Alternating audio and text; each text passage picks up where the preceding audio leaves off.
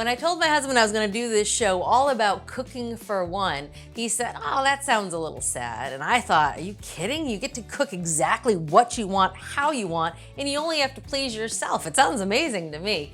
So today I'm focusing only on recipes to suit yourself. I'm gonna show you how to make spiced lamb patties that we're gonna put in a pita with some vegetables and some homemade tzatziki. Then I'm gonna show you how to make Spanish-style fideos with chorizo and roasted red peppers. Then seared salmon and a mango tomato salad. And then I'm gonna show you how to make dessert for one. It's a tender lemon poppy seed cake that you actually cook in the microwave, and it tastes surprisingly good. I love how it's warm and it melts the ice cream. But to get started, I'm gonna show you one of my top favorites. It's a shrimp taco, and it has a lot of flavor, and you can make it as spicy as you like. Also, it has this little drizzle on top. It's kind of like a crema that you make yourself. You can use your Greek yogurt or sour cream, and I have 2 tablespoons of that. We're just gonna zhuzh it up with a little bit of lime zest in there, and some juice. That looks good. I'd make this whenever we have tacos because this sort of thing just adds a little bit of moisture and a little bit of tang, and it's so easy. All right, set this aside. Now for the shrimp. Here I have half a pound of shrimp. We're gonna give them a little flavor with some spices, and these are just basic spices. 1/4 teaspoon of dried oregano, 1/4 teaspoon of garlic powder, 1/4 teaspoon of chipotle powder, last but not least, a little bit of salt. All right, now for the shrimp. So I'm just gonna toss them with the spices. Set them aside. All right, we're ready to get cooking. And the first step is I'm gonna char some corn. Now this is frozen corn. You can use fresh corn too. And I have a little bit of oil heating up in this nonstick skillet. And this really only cooks for a minute or two till it gets a little bit of a char on it. To this, we're gonna add a few cherry tomatoes. It's only a little amount because I'm just cooking for myself. So I'm gonna cut these into quarters. You could use grape tomatoes, although I feel like the grape tomatoes are a little bit sweeter sometimes. Into the pan go the tomatoes. I'm just gonna add a pinch of salt.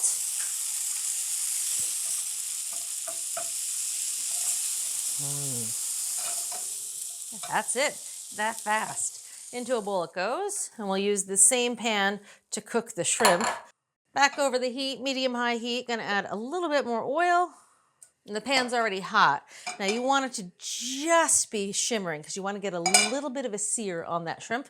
Next, we're gonna add all the shrimp in a single layer. Just let them cook. Don't mess with them too much once you give your single layer. Just let them brown for about a minute.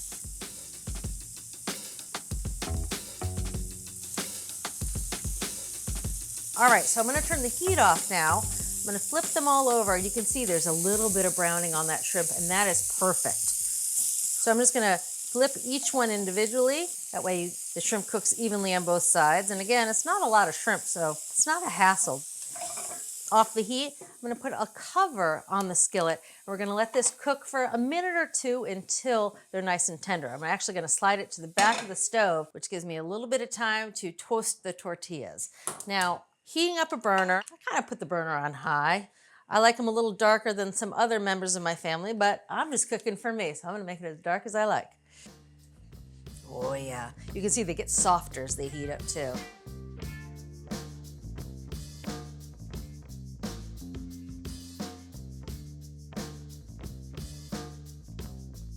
All right, last one here.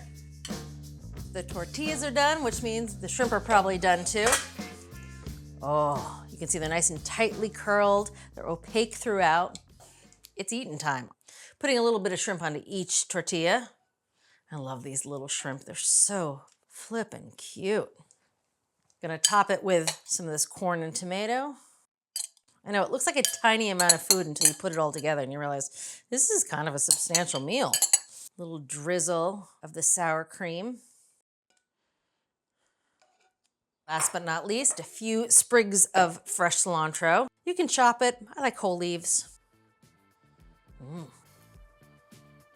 Comes together so fast, and it's a substantial meal. Oh yeah.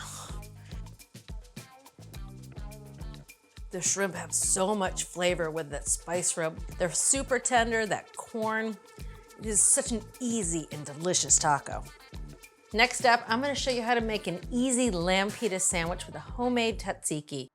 Love what you're watching? Take your cooking to the next level with our Essential membership. Get instant access to thousands of recipes, tips, techniques, product reviews, and step-by-step videos. Our Members app allows you to search by ingredient, set dietary preferences, and save your favorite recipes. For those looking to level up, our newest feature, ATK Classes, offers more in-depth instruction led by ATK experts, so you can gain greater confidence in the kitchen. Start your free trial by visiting the App Store or going to americastestkitchen.com/YouTube today. Now it's time to make some lamb pita sandwiches with a homemade tzatziki. And I love this recipe because it makes just a few extra patties. They taste great cold. I have to say my dog really also loves them, as well as my daughter. She'll eat them as an after-school snack. Here I have 12 ounces of ground lamb.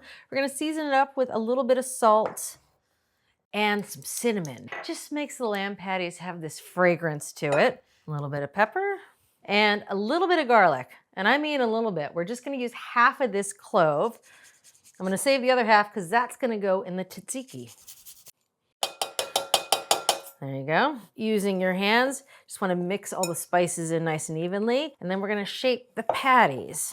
Oh, the cinnamon with the lamb and the garlic. That is such a good smell. We're gonna pinch this off into 6 pieces.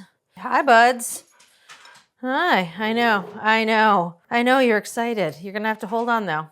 All right, now to make the patties, you want them to be about 1/2 inch thick. That way they'll cook at the same rate. You can see, this is how I make burgers too. The flat of my hand, and then I use my thumb just to help make a sturdy edge.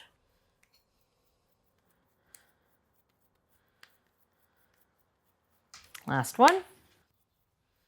Here I have a 12-inch skillet with a little bit of oil heating up over medium-high heat. We're gonna cook all these patties at the same time. Takes about 8 minutes in total, about halfway through. I'll flip them over. All right, so we'll let those go. Quick wash of the hands.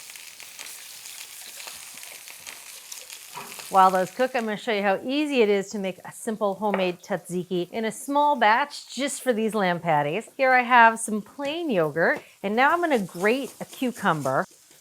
I'm just not gonna grate the whole thing. I'm just gonna grate about 1/4 of this because we're making small batches. Gonna add a little bit of salt and some fresh dill.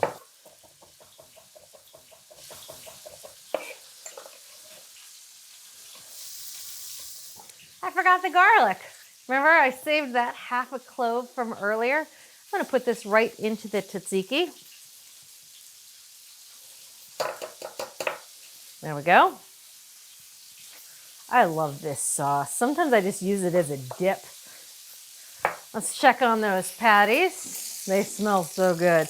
Let's take a look. Gorgeous browning. Look at that. Oh. All right, so we're gonna flip them over.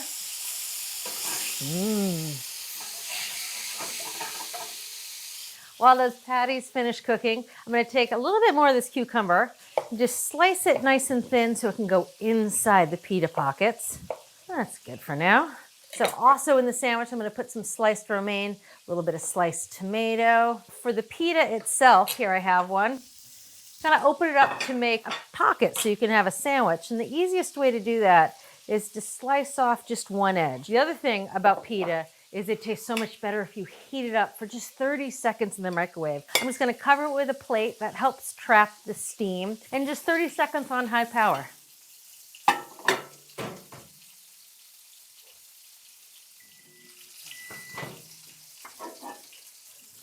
All right, here's our nice warm pita.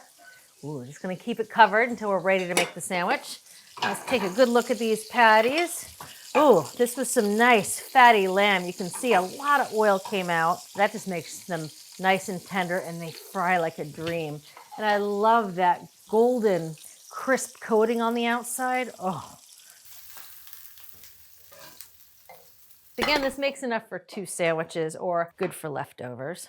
First up, I'm gonna put about half the tzatziki in the middle. Oh, I know.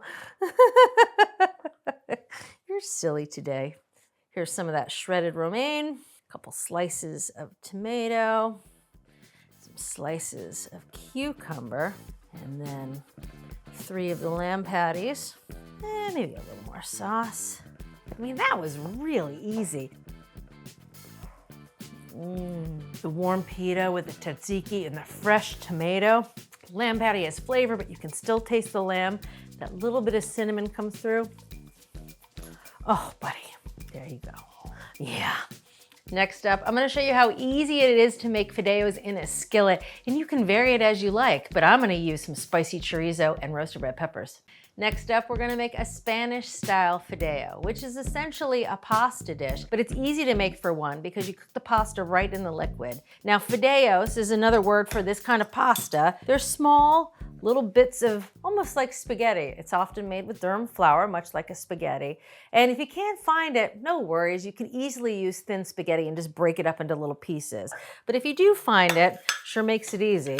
I like keeping it kind of in the pantry. And the one ratio you really need to know is half a cup for one person, and this needs 3 times the amount of liquid, so 1.5 cups of water. All right, so start off, we're gonna toast the pasta. We're gonna add the fideos, a little bit of olive oil, on the stove, medium heat, 3 to 4 minutes until it's nice and golden. I'm gonna keep my eye on it, stir it around, using a 10-inch skillet. It's my favorite copper pan, and I love it because, of course, the copper makes a nice even heat, but it's lined with stainless steel. Perfect for fideos. All right, gonna keep my eye on it while we start prepping the other things that we're gonna put into this. A Spanish-style chorizo. You can use as much or as little as you like. Gonna add a little bit of shallot. Now, the shallots I've been finding at the store, I mean, they're almost like onions nowadays.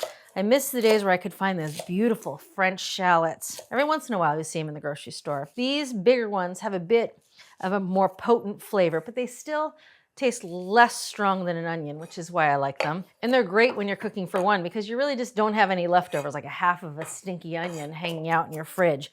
You can just use the whole thing and be done. All right.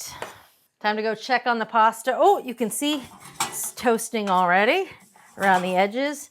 Once it starts to toast, stay here, stir it around. It goes pretty fast. The other trick about toasting fideos, they will continue to toast once you take them out of the skillet using the residual heat. Take them a hair under and they will finish toasting off heat in the bowl. All right, into a bowl to wait they go. Back on the stove the pan goes. Gonna add a little more oil. All right, in go the shallot and the chorizo. All right, we're just gonna let those cook for a few minutes. I'm gonna add a pinch of salt. There we go. You just want the chorizo to brown a little bit and those shallots to soften. While those cook, turn our attention to some of these other ingredients that we're gonna put in the fideos. Roasted red peppers. The thing is, they're packed in a brine. So you wanna make sure you pull them out, you rinse them, and you pat them dry, which I've already done.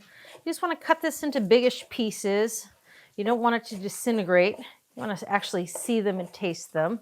And again, this is a good time to use up those odds and ends and bits of your refrigerator. You have a little bit of a piece of fennel, throw it in there. You have half a can of chickpeas, perfect time to add it to the skillet. All right, bring these over. Let's take a look at our shallots. Those onions have browned and are softened, and the chorizo is wilted. So now we're gonna add a little bit of garlic, just using a garlic press right into the pan. And a little bit of smoked paprika, which is the classic flavor in a Spanish-style fideo. A little bit of salt. There we go. You just want to cook that until you can smell the paprika. Let that flavor bloom into the oil that's in the pan. And now it's time just to add everything right to the skillet. So in go the roasted red peppers. In go the chickpeas, the fideos, nice and toasted. And the liquid. Today I'm just using water. This is, again, a cup and a half of water because it was half a cup of fideos. A good sound. Now we're just gonna let this simmer uncovered for about 12 minutes or so until the pasta is nice and tender. And the reason we could use water is because there's so much flavor in here with the garlic and the smoked paprika. All right, we're gonna let this simmer about 12 minutes. Meanwhile, we can talk about what you want to put on top. Garnishing fideos is half the fun, and really the world's your oyster, whatever you want. Starting off with the scallion. I put this pretty much on everything, especially if it has chorizo in it. I just love the two flavors. Just gonna slice this up thinly. So if you notice, I actually sliced the scallion in half lengthwise. That's because the white parts get a little thick. I like them when they're smaller. Put this back on the plate. Oh, some olives. Again, another pantry staple. I buy them brined. They hang out in the fridge until no one's around and it's just me. Some cherry tomatoes. Oh, I love it when they come on the stem. I won't use all of these. Let's see, I'm just going to cut these into quarters.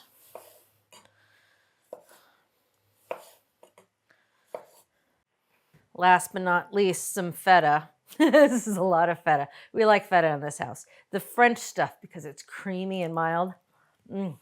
Spreads on toast nice. All right, back to the pan. Let's see how this is doing. The noodles are nice and tender. That liquid's pretty much all absorbed, which is great. Now, would it be a dish for myself if I didn't add a huge handful of spinach or kale? No, it wouldn't. The heat left in the skillet, this is off heat now, will just help wilt all that greenery. All right, that looks pretty good. Table for one, please. Oh, I love seeing all that spinach. I like it when it's just starting to wilt, but still has a little bit of texture to it. Oh, perfect. For the toppings. All right, here we have the scallions. Ooh, the olives, tomatoes, and the feta. Oh yeah, so easy. The smoked paprika and the toasted fideos. It has this iconic cozy flavor, a little bit of sausage, the spinach, everything you could want in one handy bowl. Now we're gonna make it a bit more elegant and have a nice salmon dinner. Again, just for yourself. And we're gonna serve it with a really interesting salad made with cherry tomatoes and a mango. So step one, we're gonna prep a shallot. And I'm going from pole to pole, that's from tip to that root end. All right. There we go. Break up all these layers. Now for some cherry tomatoes. I'm just gonna cut them in half. Grape tomatoes would also work well here. And I like these because you can buy them and you can kind of parse them out if you're just cooking for yourself. All right, into the bowl it goes. Next up, the mango. You really only need half a mango for this salad, but the other half won't go to waste in this house. We are fans of smoothies. Now I'm using a peeler to peel the mango, which is kind of new for me. I used to use a knife until I saw someone doing this in America's Test Kitchen, and I thought, I never thought to do that. It is the easiest way to get the skin off a mango without wasting a whole bunch of the fruit underneath. You have a beautiful peeled mango. I'm just gonna cut it down each side of the pit. There you go. That pit's in the middle. It's a nice big oval seed. Now you can cut around the edge. All right, so we'll set about half of this aside. The rest of this I'm just gonna cut up and add right to the salad. Now it's nice to have a mango that's ripe, but a bit on the firmer side because you really do want those pieces to stay firm. You don't want them to mush out under the weight of the knife when you cut it. I'm gonna flavor it with a little bit of lime. First up, some lime zest. I have a lime. And these flavors, the mango, the lime with the cherry tomatoes and the shallots, it's not something you see every day. It's not something you see on menus. So it's sort of fun if you're cooking for yourself to play with the flavors a bit. And some juice. That smells good. A little bit of salt, a little bit of pepper, and just a little bit of honey. Last but not least, some olive oil. One last thing to put in there, some fresh cilantro. We're gonna put some in the salad and we're gonna put some on top of the salmon. Run the knife through it quickly. I know, it's a lot of cilantro. I like cilantro. I think the recipe probably calls for about half this amount. Not for me. It was kind of a messy chop, some bigger pieces, some finer pieces, but that's what I like in a salad. Oh, that looks good. Set this aside. Now I'm gonna put together a little spice rub for the salmon. It's using 3/4 of a teaspoon of ground coriander and just a little bit of salt and a little bit of pepper. That's all. It doesn't need to be a lot. There's a lot of flavor in that salad. All right, now the salmon's waiting for me in the fridge. Always a good idea with fish to keep it cold until you need it. Oh, this is the cutest little package of salmon. Now this is farm-raised salmon. Farm-raised salmon is a little fattier, a little richer than the wild stuff. And also you want to cook it to a little bit of a higher temperature because of that. Just taking the spice rub, putting it on the top, a little bit on the sides. There we go. Just mop up any that hit the paper. All right, quick wash of the hands. All right, now for the cooking of the salmon, I'm gonna put the salmon in skin side down. I'm gonna put it right on the stove, medium heat. Notice it didn't need any oil. That's because as it cooks, that skin and that fatty layer under the skin is gonna render. So it's gonna be cooking in its own fat and juices, which really helps reinforce the flavor. It takes about 6 to 8 minutes for this first side to cook. And you can watch as the salmon cooks. You can actually see it cook from the bottom up. Once it's about 1/4 of an inch, we'll flip it over.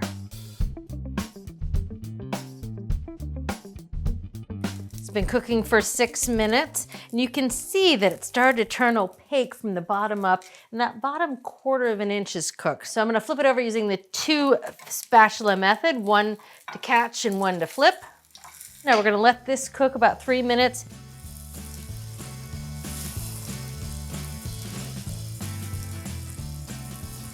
This has been cooking for about 3 minutes on the flesh side. Oh, it's gorgeous on the top. Has that little bit of a crispness on the very top. I love that flavor and that texture. But because this is a center cut piece, I like searing it on the sides, and it just helps it cook more evenly. So to finish, about 1 minute on each side. Flip it onto this last side. Oh, that's a beauty. Now I'm gonna start temping the fish because it's the easiest way to know if your salmon's cooked through. Now, I'm looking for medium rare. That's how I like it. Medium rare for farm raised is 125 degrees. If you were using wild, again, you'd want to cook it a little less. You'd want it to be about 120. 125 on the nose, which is just how I like it. Now, off the heat it comes, right onto my dinner plate. Oh, I mean, that's just a beauty, that piece of salmon, a little char on the top. Now topping with this gorgeous salad, which kind of acts like a salad and a relish at the same time. Now the spinach goes right onto the plate. I like putting it underneath the salad because all the juices that have come out of the salad kind of dress the spinach. It's like a twofer. A little more cilantro and some pepitas. A nice little crunch, a little bit of a salty hit. A meal this beautiful deserves just a little bit of wine. Look at this sweet little half bottle of white. It's perfect if you're by yourself. And there's only one appropriate way to open a screw top. You grab it firmly and you go, oh, that way. There's a little bit of pomp and circumstance to opening a screw top. It's not just a beer. This is a nice Chardonnay. I can't wait to dive into this fish. I'm gonna show you how perfectly cooked it is. Oh, look at that. It's perfect. Get a little mango, a little salmon. Truth be told, I'm never really eating alone. Am I, Ziggy? The salmon is perfectly cooked. That little bit of coriander on the salmon comes through, and then you have the cilantro and the lime and the mango. Last but not least, I'm gonna show you how to make this really easy lemon poppy seed cake, and you'll be surprised how good it tastes right out of the microwave. At Cooks Illustrated, we're food nerds. That's why every recipe we develop involves research, cooking science, and rigorous testing by our team of expert test cooks. Only the highest rated recipes earn a place in our award-winning magazine. Every issue features our latest recipes and discoveries, cooking tips, and equipment and ingredient reviews. Our step-by-step photos and hand-drawn illustrations show you exactly how to succeed. So, are you ready to become the best cook you know? Subscribe to Cooks Illustrated magazine at cooksillustrated.com today. Time to finish it off with a sweet little cake for one, a lemon poppy seed cake. And the cool thing is that you can bake this in the microwave. And of course, there's chocolate molten mug cakes. You see those, but I've never seen a lemon poppy seed. And I love this because it's not too sweet and it comes together in an absolute snap. So it starts off with just 3 tablespoons of all-purpose flour. We're gonna mix all these dry ingredients into a bowl, and then we're gonna put it into a mug or a jar, both work here. A little bit of sugar, 2 tablespoons of sugar. 2 teaspoons of poppy seeds, which add both flavor and texture. I love that they don't skimp on the poppy seeds. For the leavener, we're using baking powder, just 1/4 teaspoon. There we go. And 1/8 teaspoon table salt. Whisk this together. We're gonna add lemon juice and zest. The zest is gonna go right into the flour mixture. You want about 1.5 teaspoons, which is 1 large lemon. This cake comes together in such a snap. It could be a great after-school snack, after get home from work snack. That looks pretty good. All right, that's it for the dry ingredients. Now I'm gonna juice this. Just want 2 teaspoons of juice. I know, such small amounts for such a little cake. Now, you can make it in a mug, as I said, but I'm gonna make it in a little clear jar because I love seeing the lemon and the poppy seeds through the glass on the outside. Starting with the butter, 2 tablespoons of butter goes right into the jar. We're gonna melt it in the microwave. No reason to bring out another pot. 50% power until it's nice and melted. Takes a minute or 2.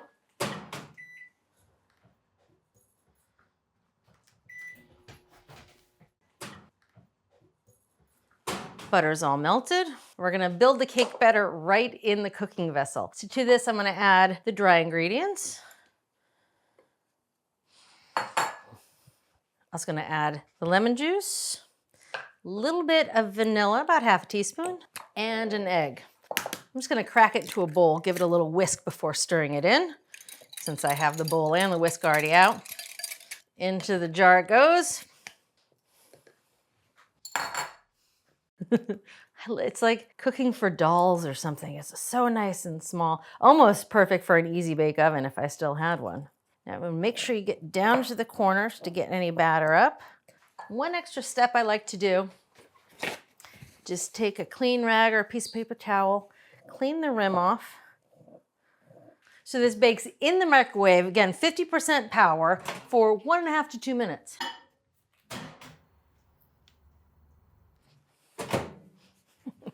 You can see it's grown a little bit in size. You can see it's a little wet on top, which is perfect. When you shake it, it's pretty well cooked. All right, we're gonna let this rest for 2 minutes. Let that heat continue to distribute throughout the cake and cook through. And I'm gonna get some raspberries and gelato to put on top. All right, it's sat for 2 minutes. Time to top it off with a little pistachio gelato, which is my favorite. A few raspberries. I know, I can tell you're as curious as I was when I first made it. What does it look like inside? Let me show you. Look at that nice, tender cake. I love how it's warm and it melts the ice cream. And the cake really isn't too sweet, but has a good buttery flavor. See you next time. If you're ready to take your cooking to the next level, head over to americastestkitchen.com and get a free trial of our ATK Essential membership.